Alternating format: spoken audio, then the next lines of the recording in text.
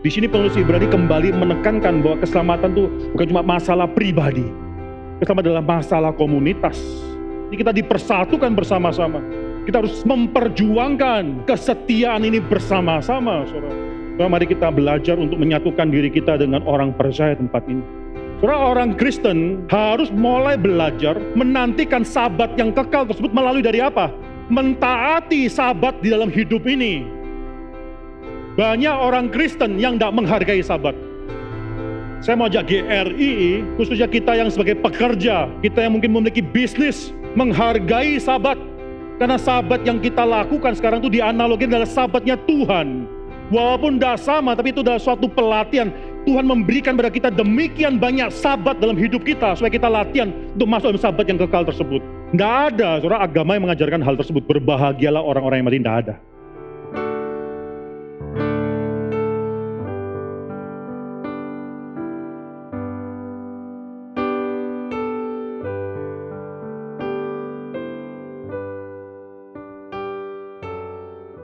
Kita akan melanjutkan khotbah kitab Ibrani, ini khotbah yang ke-28. Saya melihat masih panjang kitab Ibrani ini, tapi kita berdoa supaya Tuhan berikan kepada kita suatu kesetiaan dalam mendengarkan dan mengikuti pembahasan eksposisi daripada kitab Ibrani ini. Kita akan membaca kitab Ibrani. Kali ini kita akan membaca daripada pasal yang keempat, ayat yang ke-1 sampai dengan ayat ke-11. Ya, sekali lagi pasal 4 ayat ke-1 sampai ke-11 ini adalah suatu unit yang sangat-sangat baik sekali, saudara, dan ada tanda-tanda markers di dalam unit ini yang mengatakan bahwa ini adalah satu kesatuan yang perlu dibicarakan pula, saudara. Kita akan membaca dan kita akan mengusahakan untuk bisa selesai satu perikop ini, pasal 4 ayat 1 sampai ayat ke-11. Saya akan membacakan ayat-ayat yang ganjil dan saya mengajak kita semua, saudara-saudara sekalian, untuk membaca ayat-ayat yang genap. Demikianlah firman Tuhan. Hari perhentian yang disediakan oleh Allah. Sebab itu, baiklah kita waspada supaya jangan ada seorang di antara kamu yang dianggap ketinggalan. Sekalipun janji akan masuk ke dalam perhentiannya masih berlaku.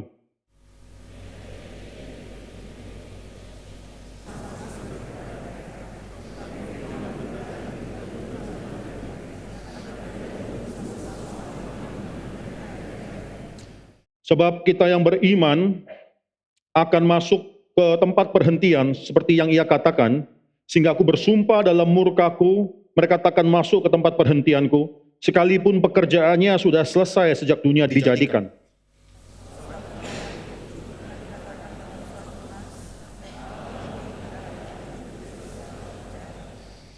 Dan dalam nas itu kita baca, mereka takkan masuk ke tempat perhentianku.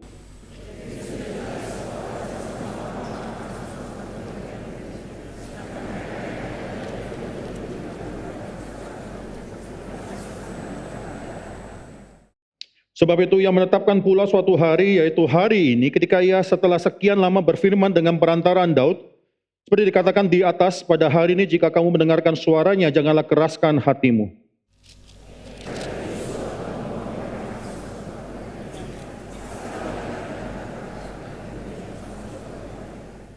Jadi masih tersedia suatu hari penghentian, hari ke-7 bagi umat Allah.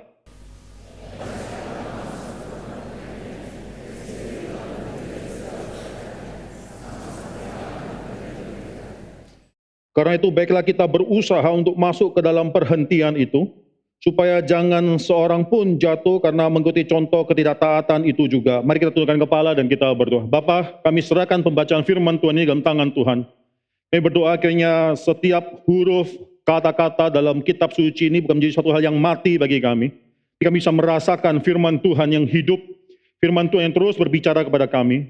Dan jikalau Tuhan berbicara pada setiap daripada kami pada hari ini, jangan biarkan kami mengeraskan hati sehingga kami tidak bisa dibentuk oleh firman Tuhan tersebut.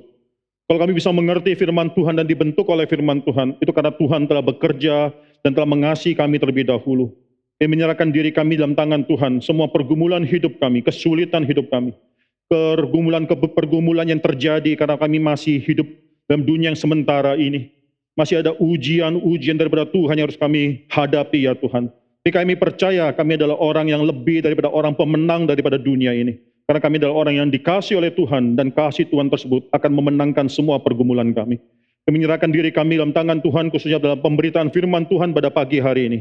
Ya Tuhan bekerja, roh Tuhan bekerja dalam hati kami, menumbuhkan iman, memperdalam pengetahuan kami mengenai Tuhan, memperdalam iman kami. Dan supaya kami bisa bertumbuh oleh pekerjaan roh tersebut. Dalam nama Tuhan Yesus Kristus kami berdoa dan mengucap syukur. Amin. Saudara, minggu ini kita akan bicara mengenai suatu tema yang sangat penting sekali, yaitu mengenai peristirahatan. Mengenai kaitan peristirahatan tersebut dengan Sabat, dan apa artinya bagi kita semua pada saat ini, saudara. Soal konsep mengenai peristirahatan atau rest dalam bahasa Inggrisnya adalah rest di sini, demikian kental dalam kitab Ibrani ini, khususnya dalam Ibrani pasal ketiga sampai pasal yang keempat, dan khususnya dalam pasal yang keempat di sini. Dalam kitab Ibrani, saudara, ada 12 kali kata rest, istirahat, atau dalam bahasa Indonesia perhentian tersebut muncul dalam seluruh kitab Ibrani. 12 kali tersebut, 2 kali dalam kitab Ibrani pasal ketiga, 10 kali dalam Ibrani pasal yang keempat, saudara, dan tidak ada lagi kata rest tersebut dalam kitab Ibrani di luar pasal-pasal 3 dan pasal 4 dalam kitab Ibrani ini. Pasal 4 banyak sekali bicara mengenai perhentian mengenai rest.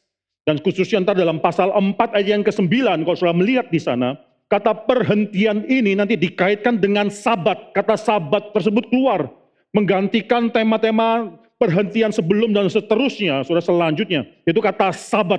Dan kata Sabat ini, saudara, adalah kata Sabat yang pertama, saudara, ketemu dalam kitab Ibrani pasal 4 ayat 9, dan yang terakhir, dengan kata lain, ini adalah kata Sabat satu-satunya yang keluar dalam kitab Ibrani ini, saudara.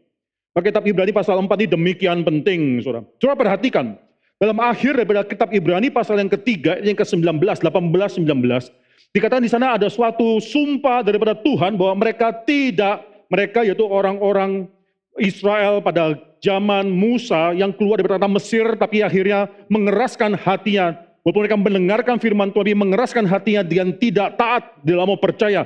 Mereka dikatakan Tuhan bersumpah, mereka tidak akan masuk ke dalam tempat peristirahatan tersebut. Tapi demikian berbeda dalam pasal 4 ayat yang pertama ini langsung dimulai dengan suatu undangan. Bukan suatu sumpah bahwa kita tidak bisa masuk, ini undangan bagi kita semua untuk bisa masuk ke dalam tempat perjanjian atau tempat peristirahatan tersebut. Coba baca ayat yang pertama pasal 4 ini, saudara. Sebab itu baiklah kita waspada supaya jangan ada seorang di antara, kita bisa baca, kita semua yang dianggap ketinggalan, sekalipun janji akan masuk ke dalam perhentiannya, masih berlaku, saudara.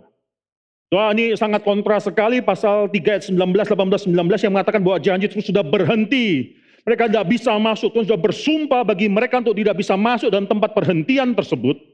Di dalam pasal 4 ke 1, kita dikatakan kepada kita semua bahwa sekarang masih berlaku janji masuk dalam tempat perhentian tersebut. Ini suatu privilege yang luar biasa besarnya. Saya bisa melihat suatu unit yang sangat ketal sekali, pasal 4 ayat yang pertama dan pasal 4 yang ke-11 itu demikian mirip. Pasal 4 ayat ke-11 adalah suatu warning, baiklah kita waspada atau let us fear, marilah kita takut bersama, supaya jangan ada seorang pun di antara kamu yang dianggap ketinggalan dan tidak bisa masuk dalam tempat perhentiannya, saudara. 4 ayat 11, karena itu baiklah kita berusaha untuk masuk ke dalam tempat perhentian itu. Ya, ini suatu warning bagi kita dalam ayat yang pertama, jangan sampai ada orang yang tidak bisa masuk. Ayat yang ke-11, mari kita berusaha supaya bisa masuk. Ayat yang pertama, takutlah kita semua, jangan sampai ada seorang pun yang nggak bisa masuk dalam tempat perhentian tersebut. Ayat 11 mengatakan, mari kita semua berusaha untuk masuk dalam tempat perhentian tersebut. Ini pasal 4 bicara mengenai tempat perhentian yang demikian penting, saudara. Saudara, apa yang bisa kita pelajari, saudara? Syarat apa yang bisa kita tarik dari kita mengerti bagaimana kita bisa masuk dalam tempat perhentian tersebut?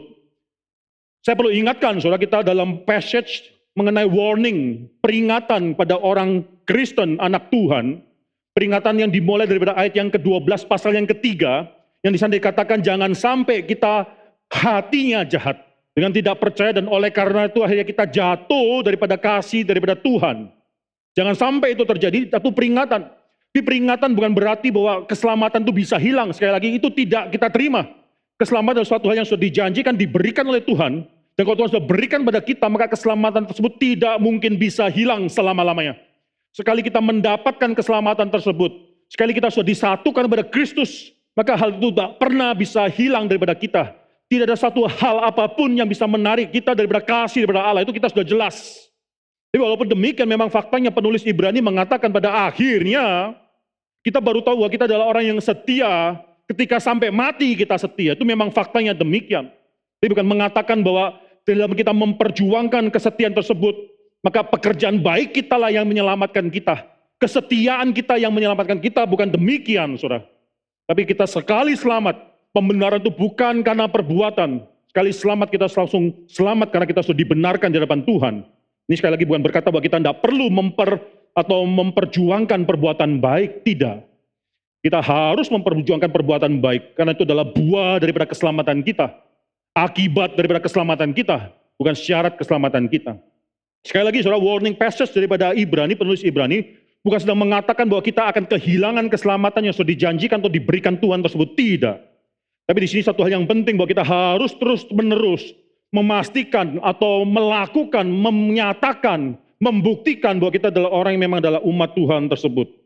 Maka di sini saudara, saya mau ajak kita untuk melihat suatu ayat yang penting dari ayat yang kedua, pasal 4 ayat yang kedua. Saya bacakan di sini saudara, ya, karena kepada kita diberikan juga kabar kesukaan sama seperti kepada mereka. Tetapi firman pemberitaan itu tidak berguna bagi mereka, karena tidak bertumbuh bersama-sama oleh iman dengan mereka yang mendengarnya. Atau terjemahan lain saudara, karena kepada kita diberitakan juga kabar kesukaan sama seperti kepada mereka, tapi firman pemberitaan itu tidak berguna bagi mereka, karena mereka tidak dipersatukan oleh iman dengan mereka yang mendengarkan. Itu terjemahan yang lainnya saudara. Saudara, di sini saudara adalah syarat daripada bagaimana kita bisa akhirnya masuk ke dalam tempat perhentian tersebut. Menarik soal ini, saudara, ada berapa hal yang saya bisa tuliskan di sini. Yang pertama, syarat untuk bisa masuk dalam tempat perhentian tersebut, kita bicara, penulis Ibrani bicara mengenai pemberitaan. Syarat bagi kita untuk bisa masuk dalam tempat perhentian yang sudah Tuhan janjikan kepada kita, bukan percaya kepada mujizat-mujizat. Sekali lagi penulis Ibrani menekankan pendengaran. Pendengaran itu demikian penting. Ada suatu hal yang diberitakan di sini, ada suatu pada kita telah diberitakan, ada suatu pemberitaan saudara. Ada suatu hal yang akhirnya diberitakan di mana kita harus meresponi nanti dengan iman. Pemberitaan itu demikian penting. Pemberitaan apa? Nah ini yang penting. Pemberitaan apa? Kalau saudara perhatikan dalam ayat kedua, karena kepada kita telah diberitakan juga kabar kesukaan, good news. Dalam bahasa Grekanya euangelion, yaitu kabar mengenai gospel, Injil. Ya, Alkitab tidak pernah memakai kata evangelion tersebut dan dipisahkan daripada kabar berkenan dengan Kristus. Maka di sini saudara, penulis Ibrani mengatakan bahwa karena kepada kita diberikan juga kabar sukacita, good news, Injil, itu menjadi suatu hal yang harus kita syukuri. Itu adalah dasar cara bagaimana kita bisa masuk mendapatkan tempat perhentian tersebut. Itu adalah bagaimana kita bisa menikmati semua keindahan, semua benefits, semua kekayaan yang Tuhan berikan ketika kita percaya kepada good news. Dan good news tersebut tidak bisa dilepaskan daripada Kristus. Dengan kata lain, saudara, janji perhentian tersebut bukanlah good news itu. Sekali lagi, janji peristirahatan, janji perhentian tersebut bukanlah good news. Atau dengan kata lain, Tuhan tidak memberikan suatu good news, perhentian tersebut lepas daripada Kristus, tidak mungkin. Janji yang diberikan kepada kita adalah good news, bukan tempat perhentian. Tapi karena kita sudah menerima Kristus, karena kita sudah percaya kepada good news tersebut, yaitu gospel, yaitu Injil Kristus tersebut, maka akibatnya adalah kita akan masuk dalam tempat perjanjian tersebut. Sekali lagi, janji daripada good news, kabar sukacita tersebut bukanlah janji masuk dalam tempat perhentian, tapi Kristus good news tersebut. Maka kita yang mendapatkan, yang beriman pada good news itu yang nanti akan masuk ke dalam tempat perjanjian, jangan dibalik. Banyak orang yang merasakan, menginginkan, bagaimana mereka menginginkan supaya bisa mendapatkan tempat peristirahatan, tapi di luar Kristus, suatu hal yang tidak mungkin. Suatu hal yang tidak mungkin kita bisa mendapatkan peristirahatan di luar Kristus. Berhati-hatilah ketika kita berbicara kata-kata, khususnya ketika ada orang yang di luar Kristus meninggal. Sekali saya dengar, ya saya atau ucapan duka cita daripada keluarga atas pulangnya seseorang yang di luar Kristus. Saudara, kita ketika mengatakan mereka yang di luar Kristus pulang, saya mau tanya pulang kemana? Yang di luar Kristus mereka bukan sedang pulang, saudara. Mereka bukan sedang pergi ke tempat perhentian tersebut. Di luar Kristus tidak ada pengenalan kata pulang. Hanya mereka yang dalam Kristus, mereka sadar, mereka tahu ada rumah Bapa yang sudah menanti mereka. Di luar Kristus, mereka bukan sedang pulang. Ada orang lagi yang mengatakan, rest in peace, bahkan kepada orang yang belum Kristen, yang tak mengenal Tuhan, yang bahkan mungkin menghina dan membuang Tuhan, menghindari semua kesempatan untuk bisa bertemu atau bisa menerima Injil tersebut. Orang semacam demikian tidak pernah bisa rest in peace. Karena janji peristirahat tersebut hanya diberikan kepada mereka yang sudah disatukan pada Kristus Yesus.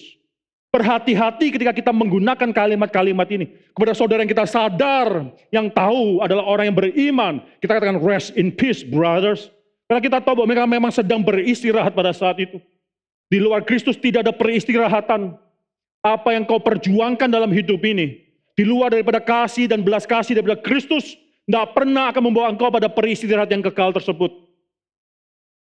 Apa yang kita perjuangkan lepas daripada kasih Kristus tersebut adalah suatu kemalangan, saudara. Apapun yang kau dapatkan dalam dunia ini, pada akhirnya tidak bisa satu pun membawa engkau kepada Tuhan, kembali pada Tuhan, kecuali pengorbanan Kristus dari kayu salib. Inilah suatu peristirahat yang kita sedang nantikan di dalam Kristus. Mengapa ini penting, saudara? Generasi Musa itu melihat semua mujizat-mujizat yang Tuhan lakukan, di mujizat-mujizat tersebut, tula-tula yang Tuhan berikan tersebut, bagaimana akhirnya Tuhan membawa mereka keluar dari tanah Mesir tersebut, semua tidak ada artinya kalau tidak ada berita mengenai pembebasan terlebih dahulu. Sekali lagi saudara, semua mujizat-mujizat tersebut tidak akan ada artinya kecuali dimulai terlebih dahulu dengan Musa, mulai Tuhan melalui Musa memberitahukan pada orang Israel bahwa mereka akan menerima pembebasan. Maka semua mujizat-mujizat tersebut adalah meterai atas janji Tuhan. Mereka memegang janji Tuhan. Baru mereka melihat meterai-meterai pada janji Tuhan, bagaimana Tuhan memeteraikan janjinya satu persatu. So, tidak ada satu orang Israel yang ingin mendapatkan tanah perjanjian tanpa mengerti bahwa mereka dibebaskan daripada tanah Mesir. Tidak ada satu orang daripada orang Israel yang bisa dilepaskan dan masuk dalam tanah perjanjian tanpa mereka benar-benar menyatakan bahwa mereka sudah lepas daripada perbudakan Mesir. Mereka yang ingin kembali pada perbudakan Mesir, biarlah akhirnya Tuhan katakan mereka mati dalam padang belantara tersebut. Maka di sini saudara, demikian juga dengan kita. Kita jangan cuma mendapatkan iming-iming bahwa ada suatu dunia akan datang, dunia yang baru yang akan datang yang dijanjikan pada kita. Ada suatu perhentian yang Tuhan janjikan pada kita, tapi kita tidak mementingkan siapa Kristus dalam hidup kita. Saudara, hari ini kita akan melakukan suatu sakramen baptisan. Minggu depan kita akan melakukan suatu sakramen daripada perjamuan kudus. Baik sakramen baptisan, sakramen perjamuan kudus, itu bukan anugerahnya itu sendiri. Janji Tuhan bukan akhirnya di dalam sakramen tersebut. Tapi sakramen itu melambangkan a visible sign, tanda yang kelihatan, yang memeteraikan janji Tuhan yang tidak kelihatan tersebut. Hari ini ketika nanti saya membaptiskan, baik itu anak-anak maupun orang dewasa yang akan menerima baptisan tersebut, sakramen baptisan, itulah satu meterai kepada janji Tuhan yang Tuhan berikan kepada Anda semua, dimeteraikan melalui sakramen baptisan ini. So, sakramen baptisan menandakan bahwa kita sudah dipersatukan dengan Kristus. Bahwa kita sudah disatukan demikian rupa dengan Kristus, sehingga kita dibenarkan dan sekaligus kita dipisahkan, ada diputuskan, dibebaskan daripada kuasa dosa, ada satu pengudusan mulai terjadi hidup kita. Nanti perjamuan kudus adalah suatu tanda bukan hanya kita mengingat kembali apa yang sudah Kristus lakukan, itu perlu kita terus diingatkan ketika kita menerima sakramen perjamuan kudus, tapi juga suatu tanda melambangkan bagaimana kita bertumbuh dalam Kristus. Karena kita mengatakan kepada Tuhan, ketika saya menerima sakramen daripada perjamuan kudus, saya mau bertumbuh dalam Kristus, saya mau akhirnya menyangkal diri saya mau berjanji untuk bisa bertumbuh dalam Kristus. Tapi semua sakramen ini tidak ada artinya kalau kita tidak dimulai terlebih dahulu dengan janji Tuhan kepada kita. Maka demikian penting saudara, semua yang dikatakan oleh penulis Ibrani di sini saudara, karena kedua sekali lagi, karena kepada kita telah diberitakan juga mengenai kabar sukacita tersebut, good news. Dengan kata lain saudara, penulis Ibrani mengatakan karena kepada kita sudah diinjili. We were evangelized already. Kalau saudara baca King James Version pasal 4 ayat kedua itu menarik. King James Version dalam pasal 4 ayat 2 mengatakan, "For unto us was the gospel preached." Itu lebih langsung direct lagi. Was the gospel preached. Injil tersebut sudah dikabarkan kepada kita. Itu akan membawa kita masuk dalam tempat perjanjian. So bagaimana dengan kita semua, saudara? Saudara, tidak ada pengharapan atas hari perhentian tersebut di luar daripada kita mendengarkan dan menerima dengan iman, yaitu kabar sukacita Injil Kristus tersebut. Yang kedua, saudara, saya mau bicara mengenai fungsi dari iman. Yang Ibrani pasal 4 ayat 2 bicara mengenai syarat untuk mendapatkan tempat perjanjian tersebut, yaitu melalui pemberitaan firman Tuhan dan juga nanti mendapat diterima oleh iman. Fungsi dari iman di dalam menerima janji ini, dalam menerima tempat pemberhentian ini. Sangat penting sekali kita harus menerima dengan iman. Mengapa iman? Orang Israel tidak langsung dibebaskan, langsung masuk, transfer ke dalam tanah Kanaan. Kalau Tuhan mau melakukan itu bisa. Bisa Tuhan lakukan, tapi Tuhan tidak lakukan hal tersebut. Mereka harus bergumul mendengarkan bahwa mereka akan dibebaskan. Bahwa mereka mendapatkan kebebasan tersebut, tapi mereka harus tetap berhadapan dengan Firaun yang mau menahan mereka. Di sini fungsi iman sangat penting sekali, yaitu kita percaya bahwa Tuhan akan menepati janjinya. Kesulitan apapun dalam hidup ini, tidak bisa menggeserkan tangan kita yang berpegang pada Tuhan, itulah iman, saudara. Maka di sini saudara, orang Israel tidak langsung dibawa dalam tempat tanah perjanjian tersebut. Mereka harus berhadapan dengan Firaun, dan Firaun sangat ingin merintangi mereka keluar dari tanah Mesir. Dengan segala upaya dia mau menahan, bahkan melipat gandakan perbudakan mereka di dalam tanah Mesir. Kita yang sudah dibebaskan oleh Tuhan, tidak mungkin setan mau tinggal diam, pasti akan terus merongrong. Saudara-saudara yang akan menerima baptisan pada hari ini, akan menerima CD pada hari ini, yang diatestasi pada hari ini, pasti setan akan bekerja lebih besar lagi dalam hidupmu untuk buat engkau merasa hopeless jadi orang Kristen dalam dunia ini. Orang Israel juga demikian, ketika sudah mendapatkan janji tersebut, itu Firaun terus merintangi. Bahkan setelah mereka keluar, Firaun beberapa hari kemudian mau mengejar mereka lagi. Mereka mengalami satu krisis hidup di mana Firaun mau merebut mereka, mau membunuh mereka lagi. Itu selalu ada dalam hidup kita. Bahkan setelah mereka lepas dari tangan Firaun, untuk selama-lamanya mereka lepas dari tangan Firaun tersebut, mereka masih harus terus berhadapan dengan kesulitan demi kesulitan, sampai mereka nanti berhadapan dengan tanah perjanjian tersebut. So itulah fungsi iman. Tuhan tidak langsung membawa engkau masuk ke surga. Setelah engkau menerima Kristus, Tuhan tidak langsung membawa kita masuk ke surga. Supaya apa? Supaya kita belajar beriman. Dalam hidup yang sementara ini adalah the school of faith, di mana kita belajar untuk beriman kepada Tuhan. Belajar beriman perlu suatu proses yang panjang. Belajar beriman perlu ujian-ujian daripada Tuhan. Tapi pada akhirnya kita mau mengatakan kepada Tuhan, hanya janjimu yang ku percaya ini, saudara. Saudara, bukan hanya kita beriman saja, tapi kalau saudara melihat di sini iman tersebut harus bertumbuh. Tidak ada kesatuan dengan Kristus yang tidak menghasilkan pertumbuhan iman. Kalau saudara mengatakan kita sudah dipersatukan dengan Kristus, maka saudara tahu saudara benar-benar disatukan pada Kristus ketika imanmu semakin bertambah. Tuhan beri banyak ujian-ujian dalam hidup kita. Semua ujian tersebut adalah kesempatan untuk kita menyatakan kita sudah disatukan pada Kristus. Maka kita tidak akan dikalahkan oleh ujian tersebut. Kita sudah disatukan pada Kristus sedemikian rupa, sehingga nanti iman kita semakin bertumbuh. Tidak ada ujian daripada Tuhan yang tidak membuat kita semakin bertumbuh dalam iman kita. Tidak ada persatuan pada Kristus yang tidak membuat kita semakin bertumbuh dalam Kristus. Kenapa? Soal Kristus itu seperti kayak sumber nutrition tersebut. Kita sedang dicangkokkan, kita sudah disatukan pada Kristus tersebut. Kita berakar dalam Kristus tersebut. Tidak mungkin kita tidak bertumbuh. Maka saudara, saya mengajak Geri Karawaci, jemaat di sini. Saudara jemaat di sini atau saudara simpatisan di sini, mari bertumbuh bersama. Mari bertumbuh bersama untuk membuktikan bahwa memang kita sudah dipersatukan dengan Kristus. Yang ketiga, saudara, menarik sekali ayat yang kedua ini, kalau saya baca alternatif daripada terjemahan, ya, karena kepada kita diberitakan juga kabar kesukaan sama seperti kepada mereka, tetapi firman pemberitaan itu tidak berguna bagi mereka, karena mereka tidak dipersatukan oleh iman dengan mereka yang mendengarkan. Nah, itu menarik, bagi saya sangat menarik sekali. Saudara, sekali lagi di sini penulis Ibrani mengkaitkan individu dengan komunitas. Mereka yang akhirnya tidak beriman tersebut karena mereka tidak dipersatukan dengan mereka yang mendengarkan. Wah, itu luar biasa sekali. Ini fungsi daripada komunitas demikian penting di dalam penulisan daripada penulis Ibrani di sini, saudara. Sekali lagi, karena mereka tidak dipersatukan oleh iman dengan mereka yang mendengarkan. Poinnya bukan komunitas yang menyelamatkan, bukan. Kita dipersatukan dengan Kristus, persatuan dengan Kristus itulah yang menyelamatkan kita. Tapi menarik, penulis Ibrani di sini tidak berhenti bicara bahwa mereka tidak diselamatkan karena mereka tidak beriman, tidak. Mereka tidak diselamatkan karena mereka tidak dipersatukan oleh iman dengan mereka yang mendengarkan. Di sini penulis Ibrani kembali menekankan bahwa keselamatan itu bukan cuma masalah pribadi. Keselamatan adalah masalah komunitas. So, di sini juga dengan Gary Karawaci, saudara.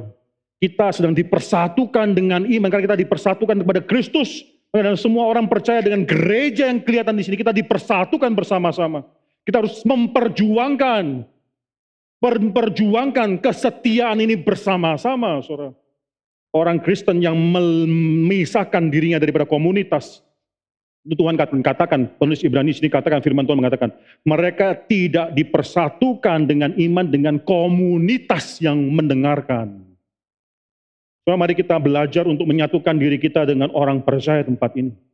Anggota-anggota baru tempat ini, setiap kali ada orang yang katekisasi, saya terus menekankan apa keterkaitanmu selama ini dengan anggota gereja. Mari kita belajar bertumbuh. Mari kita belajar memberikan diri kita. Kita belajar untuk memberikan waktu kita pada saudara-saudara seiman sekitar kita. Yang keempat yang sangat penting sekali, dan saya rasa ini sangat penting sekali, ada suatu kalimat yang menarik karena kepada kita diberitakan juga Injil sama seperti kepada mereka. Nah, itu kata yang penting.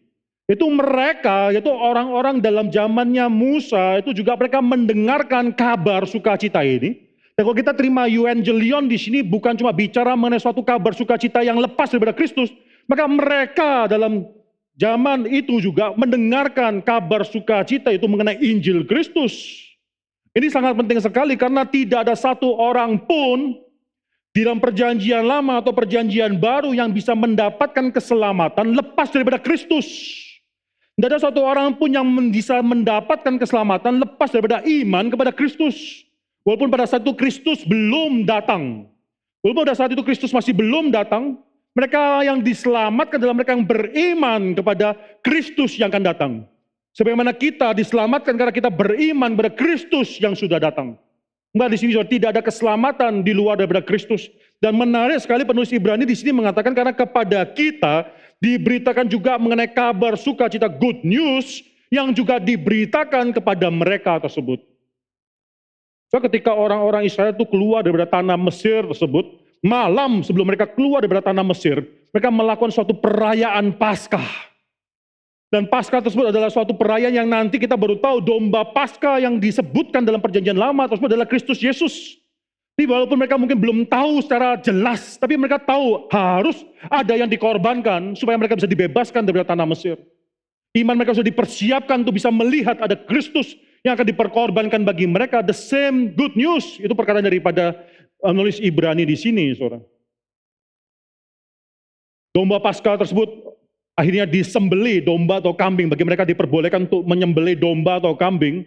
Lalu akhirnya pada malam tersebut, besok paginya, pagi-pagi sekali, akhirnya Firaun melepaskan mereka keluar. Tapi mereka malam itu menyembelih dan darah domba tersebut, kambing itu ditaruh di atas pintu dari rumah mereka. Supaya penghakiman Tuhan itu melewati mereka. Pass over them. Pass over. Maka di sini saudara, ini suatu hal di mana saya percaya saudara, mereka yang keluar dari tanah Mesir, mereka bukan cuma dibebaskan saja, tapi mereka tahu mereka dibebaskan dari dan menggunakan dan harus syaratnya adalah pengorbanan. Itu mereka sudah mengerti sekali. Bahkan saudara perhatikan dalam 1 Korintus pasal 10 ayat 4. 1 Korintus pasal 10 ayat 4. Paulus mengatakan bahwa batu di mana mereka mendapatkan air minuman tersebut. Batu tersebut adalah Kristus. Ya, batu yang terus mengikuti mereka. Berkali-kali, paling sedikit ada 2 kali diceritakan bagaimana orang Israel itu mendapatkan minum daripada batu tersebut. Kali pertama Tuhan menyuruh di masa di Meriba, Tuhan menyuruh Musa untuk memukul, ini Keluaran pasal 17, memukul batu tersebut dan batu tersebut keluar air. Pada awal, ini tidak lama setelah mereka keluar, pada awal journey mereka dalam tanah perjanjian. Dan hampir akhir dalam journey mereka dalam tanah perjanjian, sekali lagi batu tersebut keluar. Orang-orang rabbinik, literatur, saudara, lalu mereka mengatakan bahwa batu itu mengikuti mereka dalam dalam padang belantara, terus mengikuti mereka. Tapi Paulus memberikan suatu signifikansi spiritual. Itu bukan fisikal batu terus mengikuti mereka, tapi batu tersebut melambangkan Kristus. Kali kedua ketika Tuhan memerintahkan pada Musa untuk hanya berfirman kepada batu tersebut, minta air tersebut keluar. Tapi rupanya Musa tidak mendengarkan. Mungkin mempertanyakan, kalau dulu dipukul, itu kan sangat-sangat visible. Sekali dipukul dan air keluar. Masa saya cuma bisa berfirman saja. Musa pukul batu tersebut, kalau dulu satu kali, sekarang dia pukul 2 kali saudara batu tersebut. Tuhan marah, sehingga Musa tidak bisa masuk ke dalam tanah perjanjian. Paulus memberikan suatu pengertian, batu tersebut melambangkan Kristus. Sudah ada Kristus dalam perjanjian lama, saudara. Oleh karena itu tidak bisa Kristus, batu yang dipukul itu melambangkan Kristus disalibkan. Tidak bisa Kristus dipukul 2 kali lagi, Kristus disalibkan 2 kali. Saudara, apa yang mau saya tekankan di sini? Satu hal yang poin yang sangat penting sekali, saudara, tidak ada janji keselamatan di luar daripada Kristus. Perjanjian lama mereka juga diberitakan kabar keselamatan nih. Tapi mereka menolak, mereka mengeraskan hati. Kepada kita juga diberitakan kabar keselamatan. Tapi kalau kita menolak itu jauh lebih fatal. Mengapa? Karena sekarang Kristus tersebut sudah datang. Mari kita baca Ibrani pasal 4 ayat ketiga, saudara.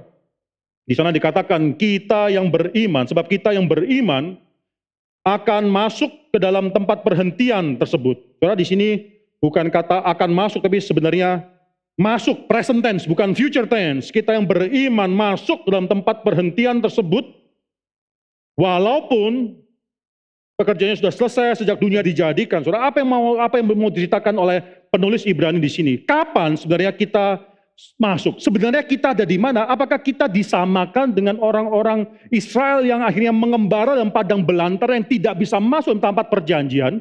Atau kita sedang disamakan dengan orang Israel yang sudah masuk dalam tempat perjanjian? Saya mengerti ya kedua hal ini ya. Apakah kita, orang Kristen pada saat ini, kita, Anda dan saya sekarang, itu disamakan, dianalogikan dengan orang Israel yang akhirnya dihukum oleh Tuhan dan terus mengembara, belum bisa masuk dalam tempat tanah perjanjian tersebut? Atau kita disamakan dengan mereka yang sudah menerima tanah perjanjian tersebut? Jadi kalau kita disamakan dengan orang-orang yang pertama, golongan yang pertama, seakan kita masih mendapatkan amarah daripada Tuhan tersebut.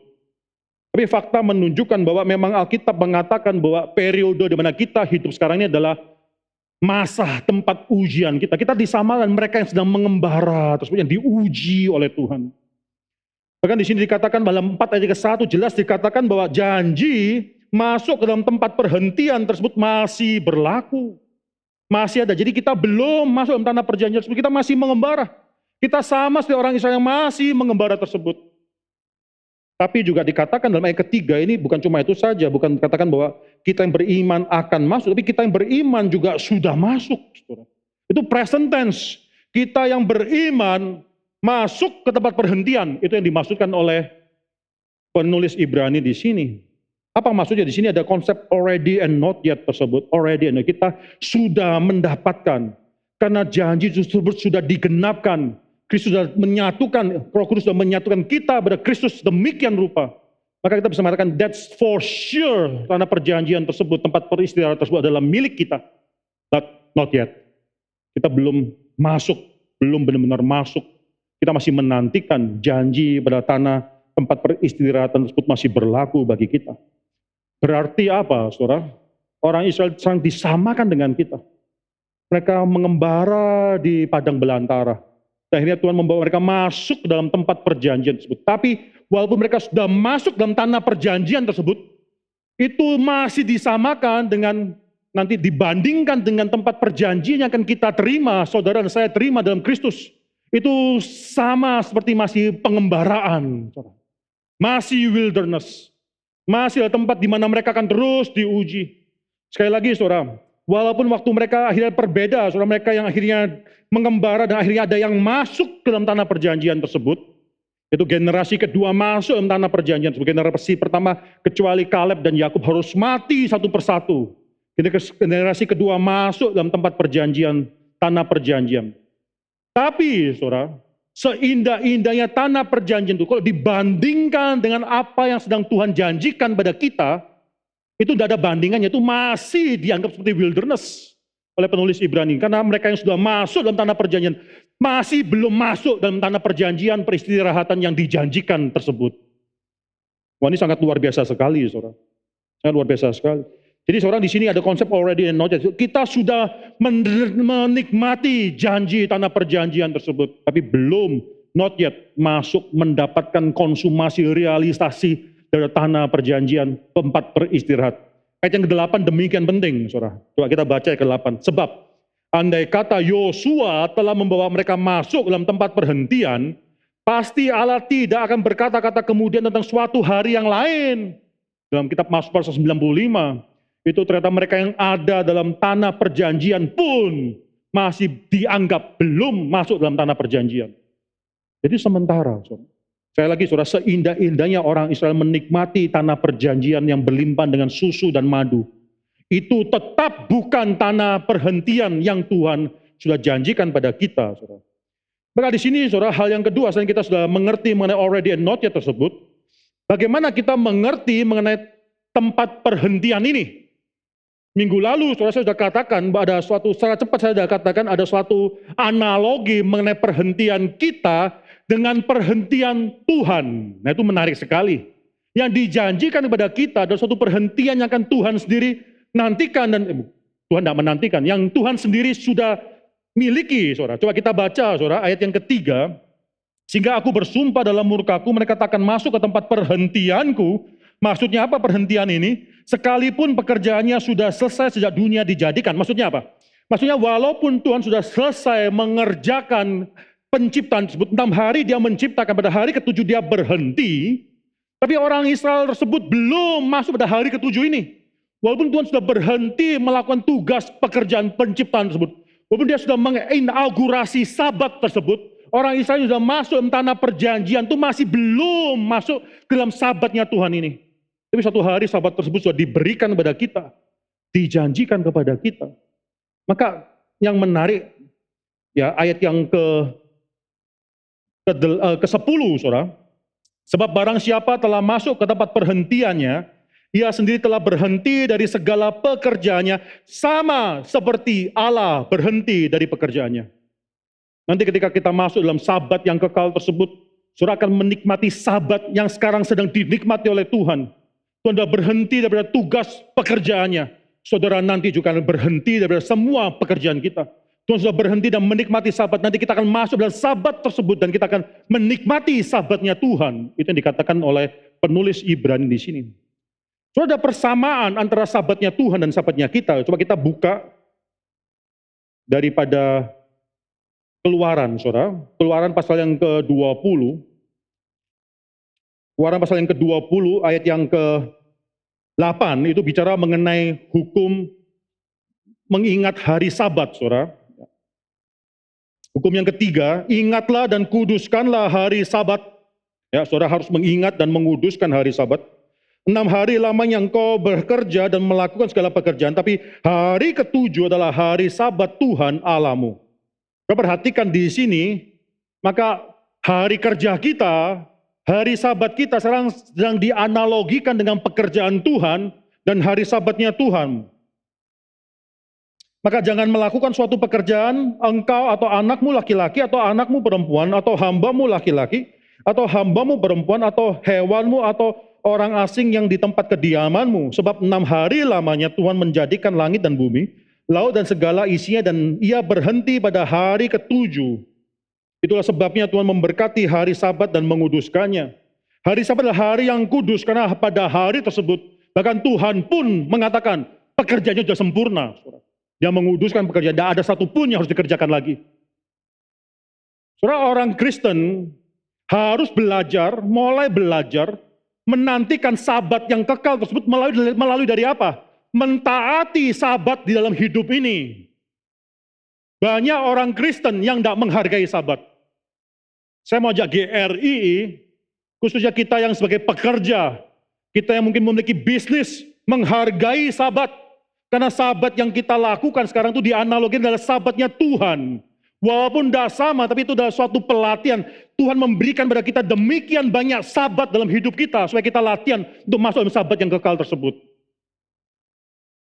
Sabat yang kita lakukan pada setiap hari Minggu, setiap minggu itu terus berulang, ada sabat yang kita nikmati tersebut. Itu memang berbeda dengan sabat yang akan diberikan pada Tuhan nanti. Tapi ada persamaannya. Ini kita lihat ada persamaannya. Nanti kita akan menikmati sabat yang tersebut. Di dalam dunia ini kita juga menikmati sabat kita saat ini. Ada kemiripan antara sabat ini dan sabat yang itu yang akan datang. Di Amerika ada suatu restoran namanya Chick-fil-A. Saya sudah kangen dengan Chick-fil-A, saudara. Itu one of the best chicken burger in the world yang saya pernah makan. Anak-anak saya juga kangen sama Chick-fil-A, saudara. Saudara, itu luar biasa Chick-fil-A ini. Dari dia melakukan operation daripada bisnis, mereka saudara langsung tahu itu yang memiliki pasti orang Kristen. Mengapa? Hari Minggu Sabat dia tidak buka. Dia tidak buka di retail store-nya dia ataupun di mall-mall, di airport, dimanapun dia pokoknya tidak buka hari Minggu. Padahal hari Minggu kalau bisnis restoran itu cuan paling besar. Saudara nggak bisa bagi 1 minggu 7 hari, oleh karena itu semua 14%, kira-kira 14%, enggak. Weekend itu besar sekali, saudara. Mungkin 50% semua penghasilan itu datang dari weekend. Bahkan yang paling besar adalah hari Minggu, tapi dia beriman, mengatakan tidak, saya tidak melakukan bisnis, dia tutup. Ini bagi saya adalah suatu tekad, inisiatif tekad daripada mereka untuk menyatakan saya mau belajar bergantung pada Tuhan. Demikian juga kita, saudara. Sabat adalah suatu tempat di mana kita belajar bergantung sama Tuhan, supaya itu suatu pelatihan. Supaya suatu hari nanti kita mendapatkan sabat yang kekal tersebut, kita tahu dan belajar benar-benar bisa menikmati sabat tersebut. Bagaimana dengan saudara dan saya? Bagaimana dengan murid-murid? Ya, saya banyak sekali pelajar-pelajar yang menggunakan hari Minggu kesempatan belajar paling banyak. Kenapa? Karena Jumat malam, Sabtu kan tempat main. Weekend bersama-sama dengan murid-murid yang lainnya itu kita sedang main. Minggu sebelum Senin besok ada ujian, belajar ngotot lagi. Saya dulu waktu masih belasan tahun bertemu dengan satu orang yang kesan baik masih ada sampai sekarang. Orang ini luar biasa pintarnya. Dan dia mengatakan kepada Pak Tong, sekarang saya tidak tahu, Pak Tong juga enggak tahu dia kemana. Dia orang yang sangat luar biasa pintarnya dan pernah mau menjanjikan, dan bahkan dia akhirnya sudah pergi ke Timur Tengah, saudara. Jadi missionary di sana. Dia mengatakan, saya hari Minggu, saya tidak belajar. Saya mengusahakan sebisa mungkin, mepet kayak apapun, kayak Jumat, Sabtu saya belajar, tapi Minggu adalah hari di mana saya berhenti untuk melakukan tugas saya sehari-hari. Itu orang yang luar biasa, orang macam demikian adalah orang yang luar biasa. Bagaimana dengan Anda dan saya? Seringkali kita pakai alasan, karena perusahaan mengharuskan kita kerja. Saudara tidak perlu kerja di sana. Tidak perlu, ada tempat lain di mana saudara bisa kerja. Di mana saudara bisa merayakan hari Sabat tersebut. Karena pada hari itu saya mau harus masuk, mungkin 1-2 kali saudara harus masuk, iya.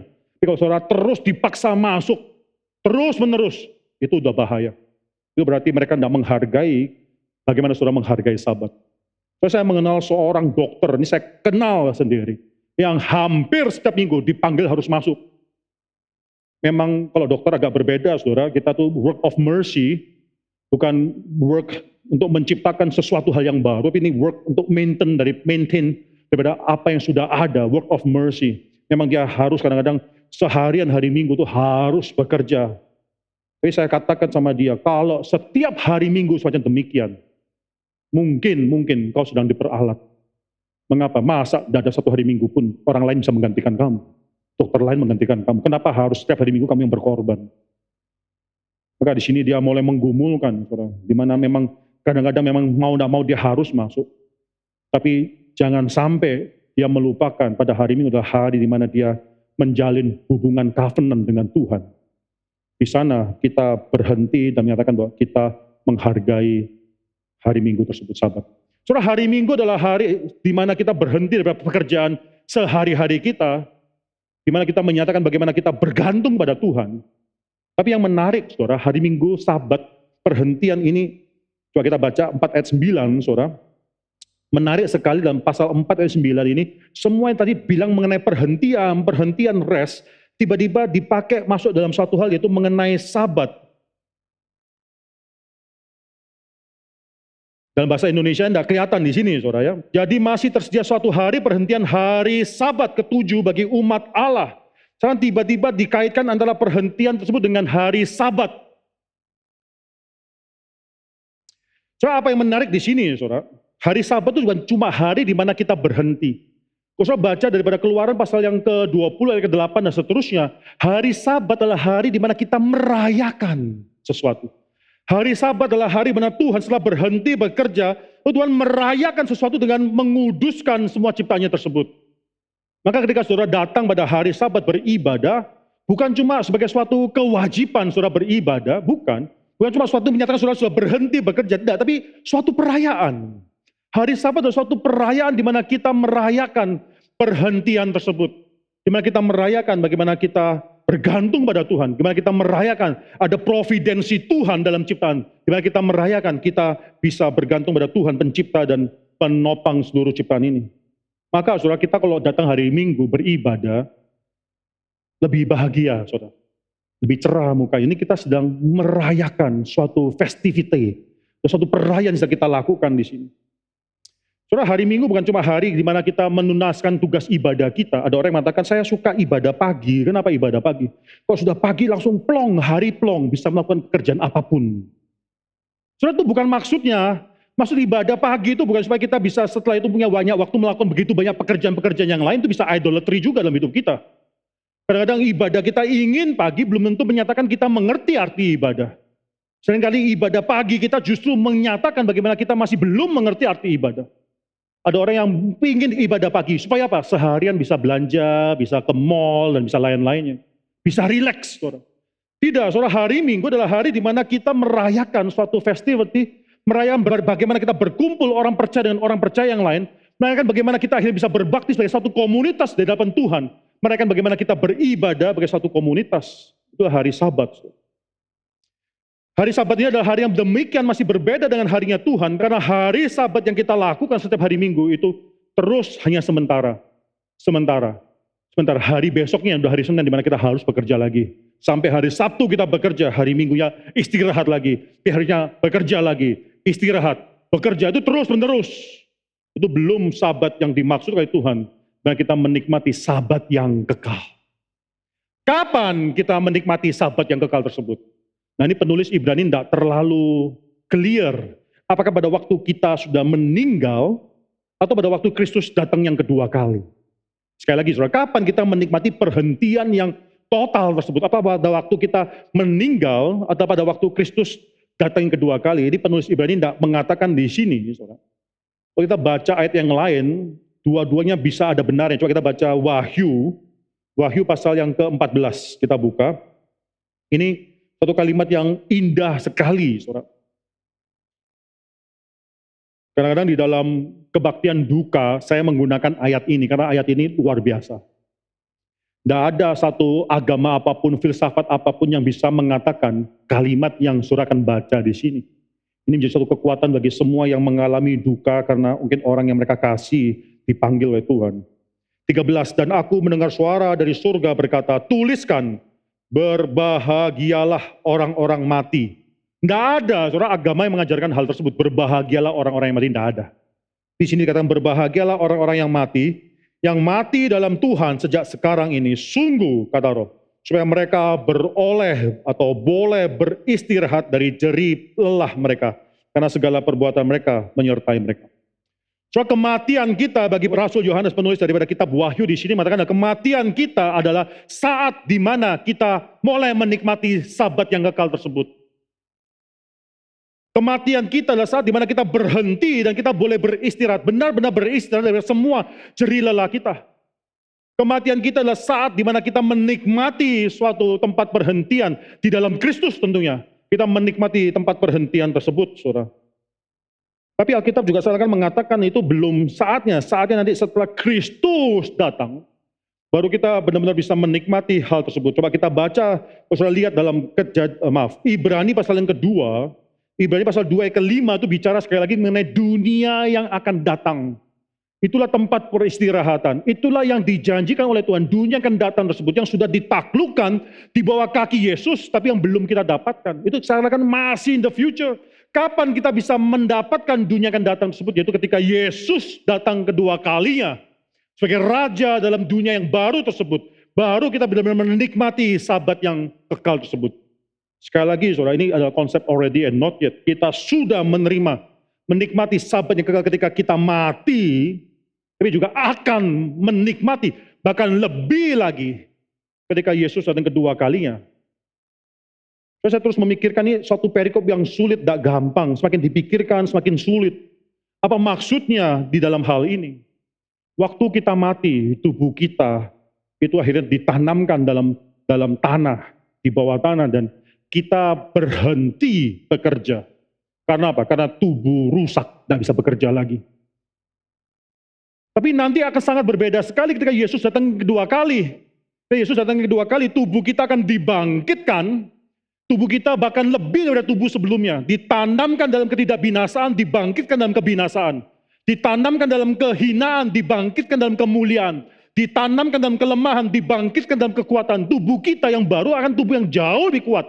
Jauh lebih mulia, tidak bisa binasa. And yet, kita tidak bekerja. Tidak perlu bekerja karena sudah masuk dalam sabat yang kekal tersebut. Kita akan menikmati sabat seperti Tuhan. Di mana Tuhan setelah menciptakan, tidak perlu lagi menciptakan apapun. Maka di sana saudara itu sabat kita adalah sabat yang demikian berbeda. Kita menikmati sabat yang kekal itu di dalam tubuh kebangkitan. Kalau waktu kita mati, seakan kita masih sudah mencicipi sabat kekal. Itu karena tubuh kita sudah tidak lagi bisa bekerja. Tapi nanti ketika kita dibangkitkan, kita menikmati sabat tersebut. Di mana tubuh kita yang bisa bekerja, tapi masih bisa akhirnya menikmati sabat bersama dengan Tuhan. Luar biasa sekali. So hari ini marilah kita diingatkan sekali lagi sebagai umat Tuhan, kita harus mempersiapkan diri kita untuk sabat itu. Kita sedang mempersiapkan diri kita dengan akhirnya menjalankan, mengingat, dan akhirnya menghargai setiap kesempatan kita bisa menjalankan festivity sabat di hadapan Tuhan. Tapi sabat yang kita nikmati masih masih jauh dibandingkan dengan suatu sabat yang sudah Tuhan janjikan kepada kita. Di mana kita akan menikmati perhentian rest yang kekal tersebut. Marilah mata iman kita terus menuju kepada sabat yang kekal tersebut. Mari kita tundukkan kepala dan kita berdoa. Bapa dalam surga, kami menyerahkan diri kami sekali lagi dalam tangan Tuhan. Ajar kami ya Tuhan untuk bisa percaya kepada janji Tuhan. Engkau sudah menjanjikan dirimu kepada kami. Engkau sudah menjanjikan dan memberikan sabat yang akan datang tersebut kepada kami. Kami belajar untuk bisa menerimanya dengan iman. Walaupun dunia sementara ini masih penuh dengan segala kesulitan. Tapi iman kami adalah iman terus memegang Tuhan. Bapak, kami berdoa untuk supaya kami bisa menghargai sabat. Kami bisa menikmati sabat. Kami dilatih oleh iman kami juga dilatih dalam menghargai sabat-sabat dalam hidup kami. Kami berdoa ya Tuhan, supaya Tuhan memakai kami anak-anak Tuhan. Untuk terus dalam pergumulan hidup kami terus diingatkan kepada perhentian yang kekal yang Tuhan berikan kepada kami. Kami serahkan sekali lagi hidup kami dalam tangan Tuhan. Dalam nama Tuhan Yesus Kristus kami berdoa dan mengucap syukur. Amin.